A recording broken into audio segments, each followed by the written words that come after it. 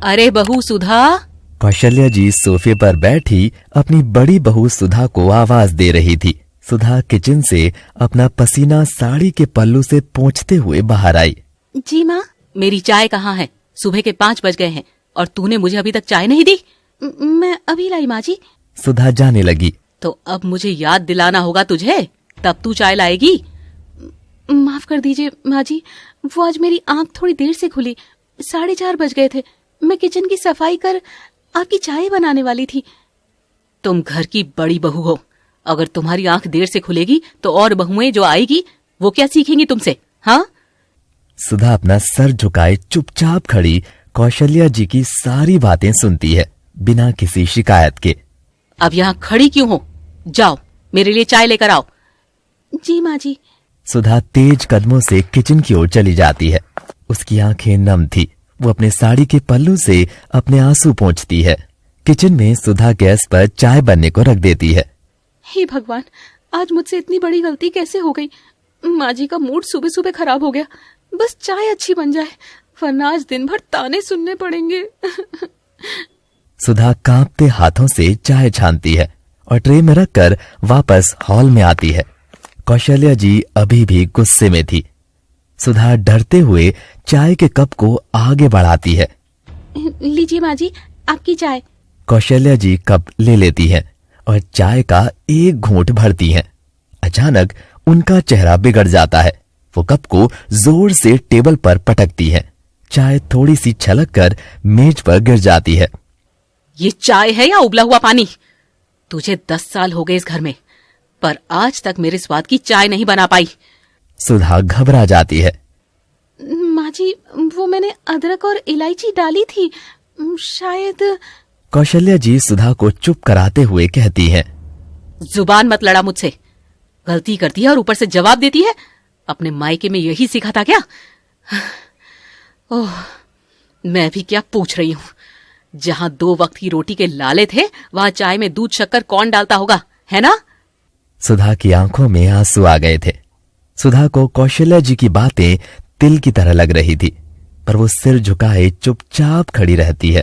तभी सीढ़ियों से उतरते हुए सुधा के पति रमेश आते हैं। वो ऑफिस जाने के लिए तैयार थे। क्या हुआ माँ? सुबह सुबह क्यों शोर मचा रखा है? मेरा सिर दुख रहा है। शोर मैं नहीं, तेरे कर्म मचा रहे हैं। देख अपनी जोरू को, ना अकल है ना हुनर। सुबह सुबह फीकी चाय पिला दी। मेरा तो पूरा दिन खराब हो गया। हाँ।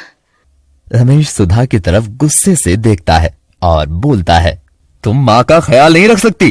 कितनी बार कहा है कि सुबह उन्हें खुश रखा करो, उनको नाराज क्यों किया? जी वो मैं दोबारा बना कर लाती हूँ, आप बैठिए। रहने दो, अब मुझे नाश्ता दो और मैं टिफिन लगाओ, मुझे देर हो रही है। और हाँ, आज शाम को घर जल्दी आ जाना, अगर बाजार जाओ तो। कहाँ जाएगी ये महारानी? आज इसे कहीं नहीं जाना। आज दोपहर को पंडित जी आ रहे हैं। पंडित जी? कोई पूजा है क्या माँ जी?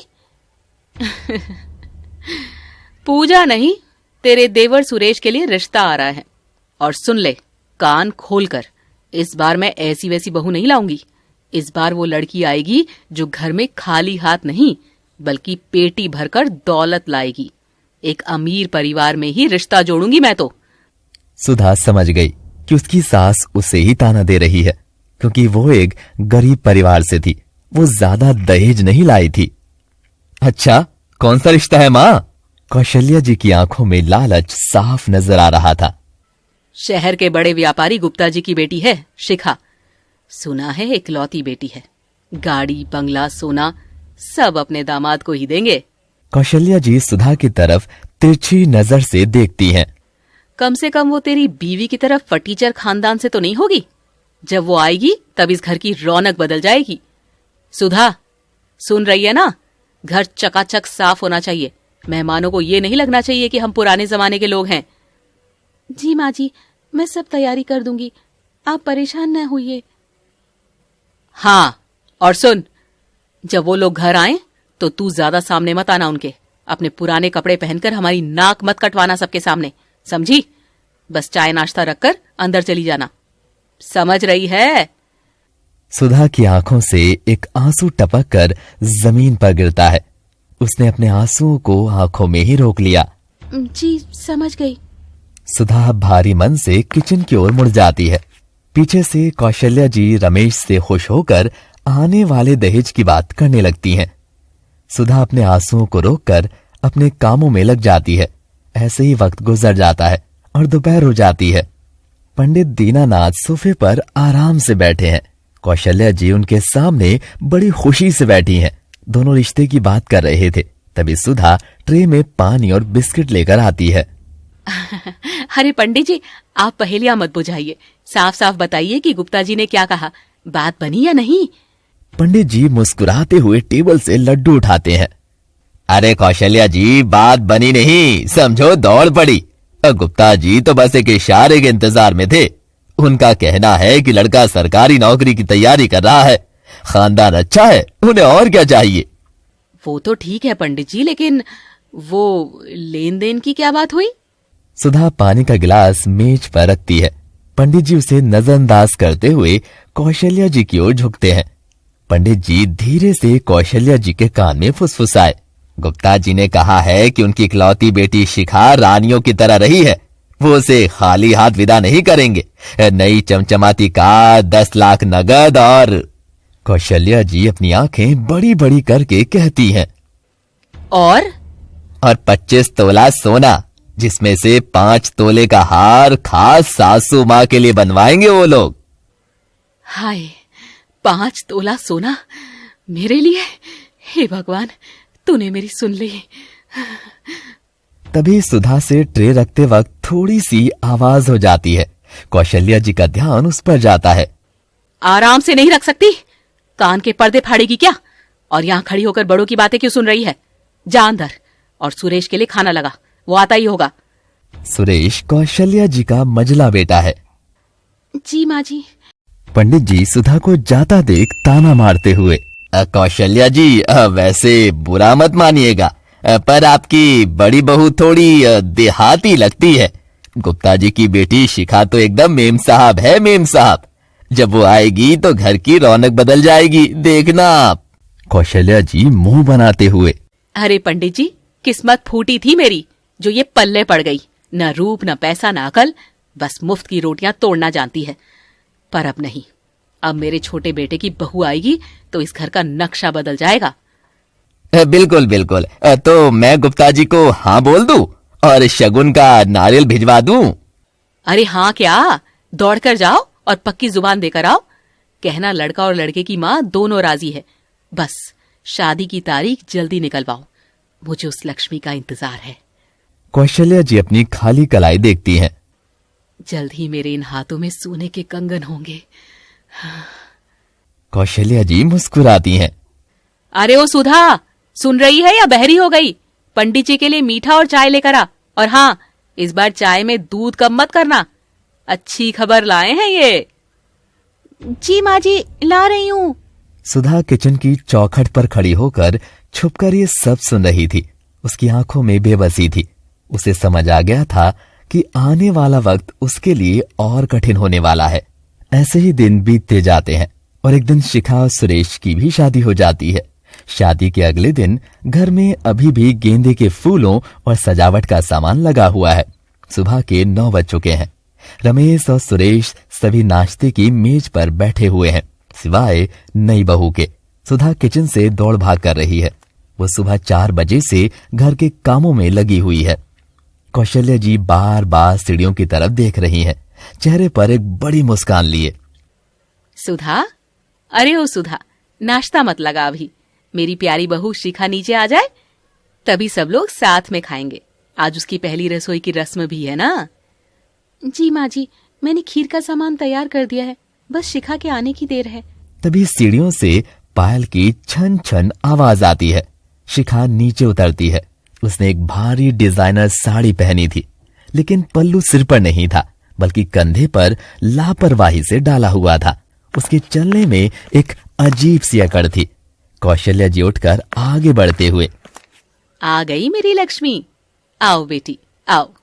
शिखा सबको इग्नोर कर आकर कुर्सी पर धप से बैठ जाती है। उसने ना तो सास के पैर छुए, ना ही किसी को नमस्ते किया। शिखा माथे पर हाथ रखकर, उफ, मम्मी जी, इस घर में एसी नहीं है क्या? हॉल में? हाँ, कितनी गर्मी है यहाँ। मेरे कमरे का एसी भी बहुत आवाज कर रहा है। पूरी रात ठीक से नींद नहीं आई है। कौशल्या जी थोड़ा झेपते हुए पर मुस्कुराकर, अरे बेटा, ये पुराना घर है ना, पर तू चिंता मत कर। तेरे पापा ने जो पैसे दिए हैं उससे हम कल ही नया एसी लगवा देंगे। तू बस हुक्म कर। हाँ शिखा, तुम जो कहोगी वही होगा। अच्छा शिखा, आज पहली रसोई है। शगुन के तौर पर जाकर किचन में कुछ मीठा बना ले। बस कड़छी हिला देना, बाकी काम तो सुधा कर ही देगी। शिखा मुंह बनाते हुए, मम्मी जी प्लीज, मैंने ब्यूटी पार्लर से कल ही 10,000 का मैनिक्योर करवाया है। किचन के धुएं और हल्दी से मेरे हाथ और स्किन खराब हो जाएगी। सब सन्न रह जाते हैं। सुधा हैरानी से शिखा को देखती है। शिखा अपने पर्स से एक नोटों की गड्डी निकालती है।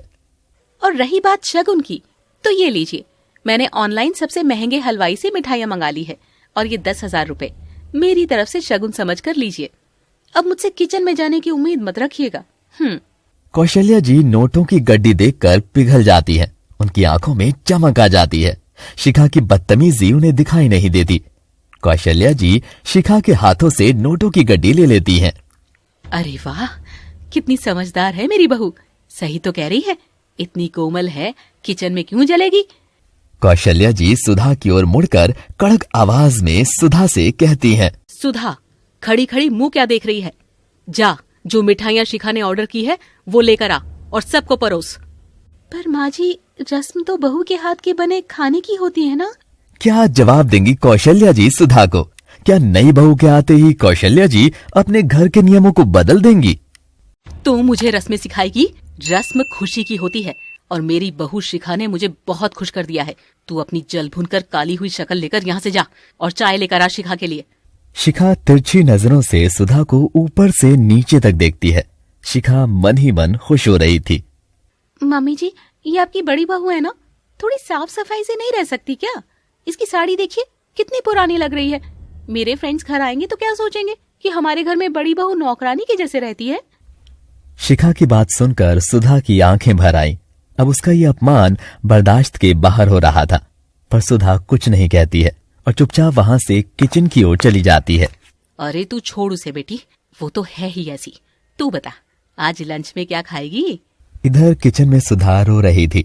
उसे कौशल्या जी और शिखा की बातों का बहुत बुरा लग रहा था। वो सिर्फ उसे एक नौकरानी का दर्जा दे रही थी। कितना गलत हो रहा है ना सुधा के साथ। जिस सास को वो अपनी माँ जैसा मानती है, वही उसे अपने घर की बहू तक नहीं मानती। कुछ दिन ऐसे ही बीत जाते हैं। शिखा और कौशल्या जी मिलकर सुधा को खूब सताते, उसे बात बात पर ताना देते, उसके आत्मसम्मान को ठेस पहुंचाते। पर सुधा चुपचाप उनकी सारी बातें सुनती रहती, एक शब्द भी नहीं बोलती, बस चुपचाप अपने आंसुओं को पीती रहती। बाहर बारिश हो रही थी। सभी लोग डाइनिंग टेबल पर बैठे खाने का इंतजार कर रहे थे। तभी सुधा हाथों में दाल की कटोरी लिए आती है। सुधा के हाथ हल्के हल्के कांप रहे थे। शिखा खाने को देखकर मुंह बनाती है। क्या मम्मी जी, फिर वही दाल रोटी? मैंने कहा था ना, मुझे इटालियन खाना पसंद है। इस घर का खाना खाकर मेरा फिगर खराब हो जाएगा। कौशल्या जी शिखा को मक्खन लगाते हुए कहती हैं, अरे मेरी बच्ची, कल से वही बनेगा जो तू कहेगी। आज एडजस्ट कर ले। सुन रही है ना, कल से शिखा जो मेन्यू बताएगी वही बनेगा। सुधा शिखा की प्लेट में दाल परोसने के लिए झुकती है। दिन भर की थकान और चक्कर आने की वजह से उसका हाथ हिल जाता है। थोड़ी सी गर्म दाल शिखा की महंगी साड़ी के पल्लू पर गिर जाती है। शिखा चीखते हुए कुर्सी से खड़ी हो जाती है। आउच, तुम अंधी हो क्या? मेरी 50,000 की डिजाइनर साड़ी खराब कर दी। ये दाग अब कभी नहीं जाएगा। सुधा घबराकर पल्लू साफ करने की कोशिश करती है। शिखा, माफ करना, गलती से हाथ फिसल गया। मैं अभी साफ कर देती हूँ। शिखा सुधा को जोर से धक्का देती है। दूर रहो मुझसे। मुझे पता है तुमने ये जानबूझकर किया है। तुम्हें जलन है ना मेरे पैसों से। तुम्हें बर्दाश्त नहीं हो रहा कि मैं इस घर की रानी हूँ और तुम नौकरानी। हाँ? सुधा धक्के से पीछे गिरते गिरते बचती है और दीवार के सहारे खड़ी हो जाती है। कौशल्या जी आग बबूला होकर सुधा के पास जाती हैं। तेरी इतनी हिम्मत! तूने मेरी लक्ष्मी जैसी बहू का नुकसान कर दिया। तुझसे एक काम भी सही से नहीं होता है। तुझ जैसी मनहूस के साए से मेरा घर बर्बाद हो जाएगा। सुधा रोते हुए रमेश की ओर देखती है। सुनिए, आप तो कुछ बोलिए। मैंने जानबूझकर नहीं किया, मुझे चक्कर आ गए थे। रमेश चुपचाप अपनी थाली में देखता रहता है। वो एक शब्द नहीं बोलता। सुधा की उम्मीद की आखिरी डोर भी टूट जाती है। शिखा मगरमच्छ के आंसू बहाते हुए बोलती है, मामी जी, अब आप फैसला कर लीजिए, या तो एक गंवार औरत इस घर में रहेगी या मैं। मुझे नेगेटिविटी से एलर्जी है। अगर ये यहाँ रही तो मैं अभी अपने पापा के घर जा रही हूँ और वो कार, वो चेक सब वापस लेकर जाऊंगी। पैसे और कार के वापस जाने के डर से कौशल्या जी कांप जाती हैं। नहीं बेटी, तू कहीं नहीं जाएगी। कूड़ा घर के बाहर फेंका जाता है, लक्ष्मी नहीं, तू यहीं रहेगी। कौशल्या जी सुधा का हाथ पकड़कर उसे वहां से घसीटते हुए घर के मुख्य दरवाजे की तरफ ले जाने लगती हैं। माँ जी, ऐसा मत कीजिए। इतनी रात को मैं कहाँ जाऊंगी? मुझे घर से नहीं निकालिए। बाहर बारिश हो रही है माँ जी, ये मेरा घर है, मैं कहाँ जाऊंगी? ये तेरा घर तब तक था जब तक मुझे अकल नहीं थी। अब यहाँ सिर्फ वो रहेगा जिसकी जेब में पैसे हैं। निकल जा मेरे घर से, तुम मेरे किसी काम की नहीं। कौशल्या जी पूरी ताकत से सुधा को बाहर धक्का देती है। सुधा गीली मिट्टी में गिर पड़ती है। रमेश चुपचाप खड़े ये सब होता देखता रहता है। उसकी इतनी हिम्मत नहीं थी कि वो अपनी माँ को रोक सके। कौशल्या जी अपनी कमर से तिजोरी और घर की चाबियों का गुच्छा निकालती हैं। ये ले बहू, आज से इस घर की चाबी, तिजोरी और इज्जत सब तेरे हाथों में है। शिखा, तू ही मेरी असली वारिस है और आज से तू ही मेरी फेवरेट बहू है। शिखा कुटिल मुस्कान लिए कौशल्या जी से चाबी ले लेती है। कौशल्या जी सुधा की तरफ आखिरी बार देखते हुए कहती है, दोबारा अपनी मनहूस शक्ल लेकर यहाँ मत आना, मर जाना, पर मेरे दरवाजे पर मत आना। कौशल्या जी जोर से दरवाजा बंद कर देती हैं। सुधा अपने आंसुओं को पोंछते हुए खड़ी होती है और वो एक टक बंद दरवाजे को देखने लगती है। उसकी आंखों में अब दर्द नहीं, एक खालीपन था। जब अपने ही सिक्का खोटा बताकर फेंक दें तो इंसान को अपनी कीमत खुद तय करनी पड़ती है। सुधा तो चली गई, लेकिन क्या कौशल्या जी ने लक्ष्मी को अपनाया है या अपनी बर्बादी को? 6 महीने बाद अब घर में नया टीवी और बड़ा सा सोफा आ गया है, पर घर बिखरा पड़ा है। कौशल्या जी अपने फटे पुराने कपड़ों में थी, बाल बिखरे हुए। वो खांसते हुए शिखा के पास आती है। बहू, बेटा शिखा, दोपहर के 2 बज गए हैं। मुझे बहुत जोर की भूख लगी है। तूने तो कहा था कि ऑनलाइन खाना आ रहा है। सुबह से मैंने कुछ नहीं खाया। शिखा सोफे पर लेटकर फोन चला रही थी। वो चिढ़कर कौशल्या जी की तरफ देखती है। ओ गॉड मम्मी जी, आप कितना परेशान करती हैं। डिलीवरी बॉय लेट है तो मैं क्या करूं? जाकर किचन में खुद ढूंढ लीजिए ना, मेरे पास टाइम नहीं है। किचन में तो ताला लगा रखा है तूने। चाबी दे दे, मैं 2 रोटी बना लेती हूँ। चाबी? भूल जाइए, पिछले महीने आपने घी ज्यादा इस्तेमाल कर लिया था। अब राशन मेरे हिसाब से चलेगा। ये लीजिए, इससे काम चलाइए। शिखा बिस्किट का पैकेट कौशल्या जी की तरफ फेंकती है। कौशल्या जी जमीन से बिस्किट का पैकेट उठाती हैं। उनकी आंखों में आंसू आ गए थे। उन्हें याद आता है कि कैसे सुधा गरम गरम रोटी खिलाने के लिए उनके पीछे पीछे घुमा करती थी। रात का समय, कौशल्या जी को तेज बुखार आ गया था। वो करहा रही थी। रमेश पास ही खड़ा था, पर वो कुछ कर नहीं पा रहा था। रमेश बेटा, मुझे डॉक्टर के पास ले चल। मेरी छाती में बहुत दर्द है। मुझे बिल्कुल भी अच्छा नहीं लग रहा है। माँ, वो शिखा कह रही है कि अभी गाड़ी की सर्विसिंग नहीं हुई है और प्राइवेट डॉक्टर बहुत पैसे लेगा। आप काढ़ा पी लो ना। क्या नाटक है रात भर? खांस खांस कर मेरी नींद खराब कर दी। कल मेरी किटी पार्टी है। अगर मेरे चेहरे पर डार्क सर्कल्स आ गए तो जिम्मेदार कौन होगा? हाँ? कौशल्या जी हाथ जोड़ती है। बहू, मेरी तबीयत बहुत खराब है, मुझ पर रहम कर। रहम? मैंने इस घर का कर्जा चुकाया है, मुझे ज्ञान मत दीजिए। सुनिए, कल सुबह इन्हें स्टोर रूम में शिफ्ट कर दीजिए।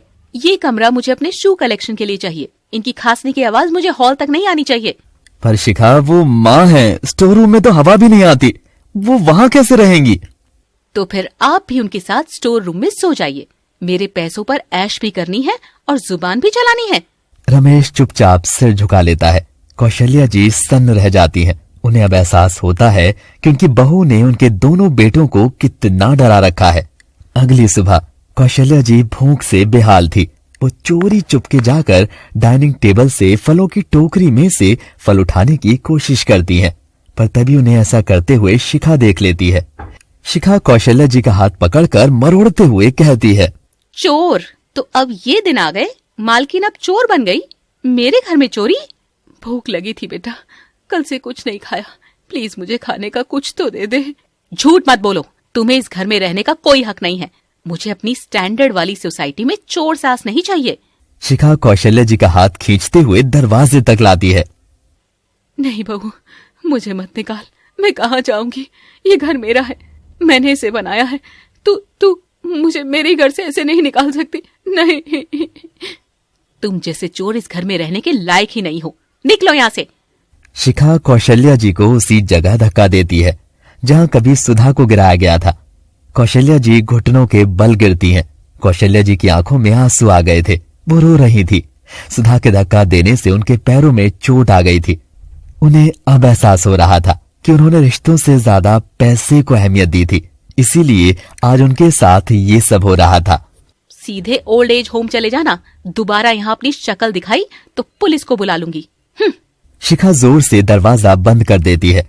कौशल्या जी रोते हुए बंद दरवाजे को देखती हैं, बारिश शुरू हो जाती है। वो आसमान की तरफ देखकर चीखती हैं, हे भगवान, ये तूने मुझे किस गुनाह की सजा दी है? तभी उनके अंतर मन की आवाज आती है, ये भगवान की नहीं, तेरे कर्मों की सजा है कौशल्या। ये सब मेरे ही किए की सजा है। जो कुछ मैंने सुधा के साथ किया, वो सब कुछ आज मेरे साथ भी हो रहा है। उन्हें आज अपनी गलती का एहसास हो चुका था। सुधा अपने छोटे से घर में रह रही थी अपनी माँ के साथ। माँ जी ठीक तो होगी ना? मुझे आज सुबह से बहुत घबराहट हो रही है, मुझे उनकी बहुत चिंता हो रही है। तूने एक ही सवाल मुझसे सुबह से 5 बार पूछ लिया है। ठीक है, वो परेशान मत हो, वो अपने फेवरेट बहू के साथ खुश होगी। तू बेकार में परेशान हो रही है। उन्होंने तुम्हारी परवाह की थी जब तुम्हें घर से निकाला था कि इतनी रात में बारिश में कहाँ जाएगी तू? माँ, उसमें माँ जी की कोई गलती नहीं थी, उस शिखा ने ही उन्हें भड़काया था, उसने उन्हें धमकी दिया था। हाँ ठीक है, नहीं बोल रही मैं तेरी माँ जी को कुछ। हाँ। तभी वहां भागते हुए एक लड़का आता है। अरे सुधा दीदी, आपकी सास को उनकी बहू ने घर से निकाल दिया है। मैं वहां से गुजर रहा था तो मैंने उनकी बातें सुनी। क्या?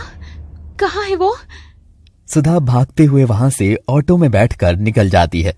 पीछे सुधा की माँ से आवाज लगाती रहती है, अरे सुधा सुन तो, कहाँ भागे जा रही है? कौशल्या जी, जो कभी इस गांव की सबसे रुतबे वाली मालकिन थी, आज बरगद के पेड़ के नीचे फटे कपड़े में बैठी हुई थी। बाल बिखरे हुए, होठ सूखे हुए और आंखों में एक खालीपन। गांव के लोग आते जाते उन्हें देख रहे थे और आपस में फुसफुसा रहे थे। देखो, इसे कहते हैं ऊपर वाले की लाठी। बड़ी बहू को रुलाकर निकाला था इन्होंने, आज खुद इनकी छोटी बहू ने निकाल दिया। कौशल्या जी के कानों में सारे शब्द किसी तीर की तरह लग रहे थे। उन्हें भूख नहीं, अपने कर्म काट रहे थे। उन्हें रह रहकर सुधा का चेहरा याद आ रहा था, जो कहती, माँ जी चाय, माँ जी पैर दबा दूं, और फिर शिखा का चेहरा सामने आता, चोर निकल जा मेरे घर से। तभी सरपंच जी वहां से गुजर रहे थे तो उन्होंने लोगों की बातें सुनी और फिर कौशल्या जी को देखा। पंचायत जुड़ेगी अभी के अभी, सारे लोगों को कह दो।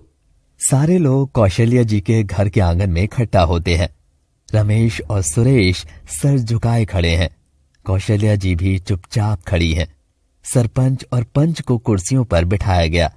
शिखा दरवाजे पर खड़ी है, हाथों में फोन और चेहरे पर गुस्सा लिए वो कौशल्या जी को देख रही है। शिखा बहू, गांव की ये रीत है कि बुजुर्गों की इज्जत भगवान से बढ़कर होती है, और तुमने अपनी सास को धक्के मारकर घर से निकाला। शिखा तन का जवाब देते हुए, सरपंच जी, आप लोग अपने दायरे में रहिए, ये मेरा निजी मामला है। ये घर मेरे पिता के पैसों से रेनोवेट हुआ है, कानूनी तौर पर कागजों पर मेरा हक है। और रही बात इस बुढ़िया की, तो ये चोर है, इसीलिए मैंने इसे धक्के मारकर घर से निकाला। भीड़ में शोर मच जाता है। सारे लोग तरह तरह की बातें बनाने लगते हैं। चोर?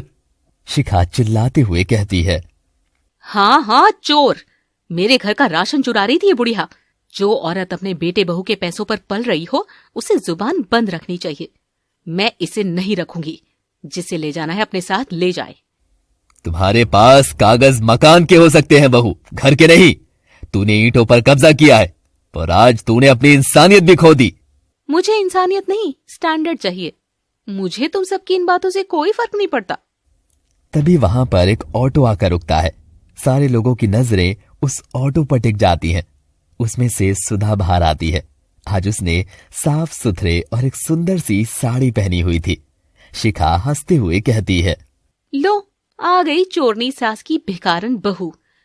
क्या हुआ, कहीं काम नहीं मिला तो वापस आ गई अपनी मनहूस शक्ल लेकर? सुधा ने शिखा की तरफ देखा तक नहीं। वो सीधे कौशल्या जी के सामने घुटनों पर बैठ गई। उसने अपने पल्लू से कौशल्या जी का मैला चेहरा साफ किया। माँ जी, आप ठीक तो है ना? कहीं आपको चोट तो नहीं लगी? मैंने जैसे ही सुना कि शिखा ने आपको घर से निकाल दिया है, मैं भागते हुए यहाँ आ गई। कौशल्या जी रोते हुए अपने हाथ जोड़ लेती है। सुधा बेटी, मुझे माफ कर दे। मैं डायन हूँ। मैंने हीरे को कांच समझकर फेंक दिया और सांप को गले लगा लिया। मुझे माफ कर दे बेटी, मुझे सजा मिल गई है अपने किए की। सारे गांव के लोग भावुक हो गए थे। उनकी आंखों में भी आंसू आ गए। सुधा ने सास के जुड़े हुए हाथों को अपने हाथों में थाम लिया। माँ जी, हाथ मत जोड़िए, आप बड़ी हैं। मैं यहाँ आपसे माफी मंगवाने नहीं आई हूँ और ना ही अपना कोई हिस्सा मांगने आई हूँ। मुझे खबर मिली कि आपको इसने घर से बाहर निकाल दिया और आप सड़क पर हैं। एक माँ को अपनी बेटी की जरूरत थी, तो बस मैं अपनी माँ को देखने आई हूँ। सुधा ने गुस्से से शिखा की तरफ देखा। कौशल्या जी रोते हुए कहती है, तू आज भी मुझे अपनी माँ मानती है? मैंने तेरे साथ क्या कुछ नहीं किया, फिर भी आपने मुझे निकाला, पर मैंने आपको अपने दिल से नहीं निकाला। चलिए चलिए मेरे साथ, आप मेरे घर में रहिएगा। मेरा घर छोटा जरूर है, पर वहां आपको इज्जत की रोटी और सुकून की नींद जरूर मिलेगी। सुधा कौशल्या जी को सहारा देकर उठाने लगी। ये देखकर शिखा को बर्दाश्त नहीं हुआ। वो चिल्लाते हुए बोली, बड़ा नाटक चल रहा है दोनों सास बहू का। ले जा इस बुढ़िया को। वैसे भी ये मेरे लिए कूड़ा है। अच्छा हुआ सफाई हो गई। हाँ। तभी रमेश और सुरेश एक साथ चिल्लाए, बस बहुत हो गया। जितना बोलना था बोल लिया तुमने, अब कुछ नहीं सुनना हमें। सुरेश शिखा को एक थप्पड़ मारता है।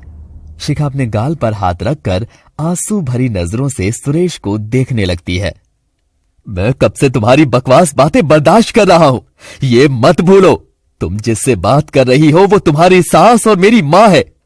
मैं उतने दिनों से चुप था क्योंकि तुम्हारे पापा ने हमें बहुत पैसे दिए, पर पैसों से रिश्ते प्यार नहीं खरीदे जाते। पैसों से बढ़कर दुनिया में प्यार है। ये बात मुझे समझ में आ गई है। तुम मुझ पर चिल्ला रहे हो और तुमने मुझ पर हाथ उठाया। भूल गए मेरे पापा ने तुम्हें कार दी है। सुरेश ने अपनी जेब से चाबी निकाली और शिखा के कदमों के पास फेंक दी। ये लो तुम्हारी कार और तुम्हारे पैसे भी ले लेना। मुझे नहीं चाहिए भीख के ऐशो आराम। सुरेश भीड़ की तरफ मुड़कर सारे लोगों से बोलता है, मैं आज पंचायत के सामने कहता हूं, जिसने मेरी मां को घर से निकाला वो मेरी पत्नी नहीं हो सकती। मैं इससे अपने सारे रिश्ते आज यहीं पर खत्म करता हूं। शिखा आंखें फाड़े सुरेश को देख रही थी। उसे उम्मीद भी नहीं थी कि कभी सुरेश उससे ये सब भी कह सकता है। कौशल्या जी और सुधा जी सुरेश को चुपचाप देख रही थी। रमेश कौशल्या जी और सुधा के पास आता है और सुधा से हाथ जोड़कर माफी मांगते हुए कहता है, मुझे माफ कर दो सुधा, मैंने कभी तुम्हारा साथ नहीं दिया। अगर मैं वक्त रहते इन सबको रोक देता तो तुम्हें ये घर छोड़कर जाना ही नहीं पड़ता। सुधा रमेश के हाथ पकड़कर कहती है, अरे आप माफी ना मांगे, मैं आपकी पत्नी हूँ। मैं आपसे नाराज जरूर हूँ, पर ये कभी नहीं चाहूंगी कि आप मुझसे हाथ जोड़कर माफी मांगे। रमेश सुधा को गले से लगा लेता है। तुम लोग पछताओगे। मैं तुम लोगों को बर्बाद कर दूंगी। बर्बाद तो तू हो गई है, अब तुझे इस गांव का पानी भी नसीब नहीं होगा। शिखा अब अकेली पड़ गई थी। उसका पति, उसके जेठ, किसी ने भी उसका साथ नहीं दिया। पूरा गांव उसके खिलाफ खड़ा था। उसे समझ आ गया था कि पैसों से इंसान का प्यार खरीदा नहीं जा सकता। वो पैर पटकते हुए घर के अंदर भागी, पर अब वो घर भी घर नहीं लग रहा था, सिर्फ दीवारों का ढांचा लग रहा था। सारे लोग वहां से धीरे धीरे जाने लगे। सुधा कौशल्या जी का हाथ पकड़कर ऑटो में बिठाती है। रमेश और सुरेश भी उनके साथ बैठकर सुधा के घर के लिए निकल जाते हैं। वो लोग अब सुधा के छोटे से घर में ही रहने वाले थे। कुछ दिनों बाद कौशल्या जी चारपाई पर बैठी हैं और सुधा उन्हें अपने हाथों से खाना खिला रही है। कौशल्या जी के चेहरे पर सुकून भरी मुस्कान थी। तुम्हारे हाथों के खाने का जवाब नहीं बहू। अच्छा, तो आपको मेरे हाथों का खाना इतना पसंद है, फिर भी आप थोड़ा सा ही खाती हैं। क्या करूं बहू, आजकल ज्यादा बूढ़ी हो गई हूं ना, ज्यादा खाना खिलाता नहीं है। आप और बूढ़ी, आप तो अभी 25 साल की हैं। सुधा मुस्कुराती है। कौशल्या जी सुधा के कान पकड़ती हैं। बदमाश। दोनों सास बहू खिलखिलाकर हंसने लगती हैं। पैसों से रिश्ता खरीदा जा सकता है, पर निभाया नहीं जा सकता। आपको ये कहानी कैसी लगी कमेंट में जरूर बताइएगा। Thanks for watching.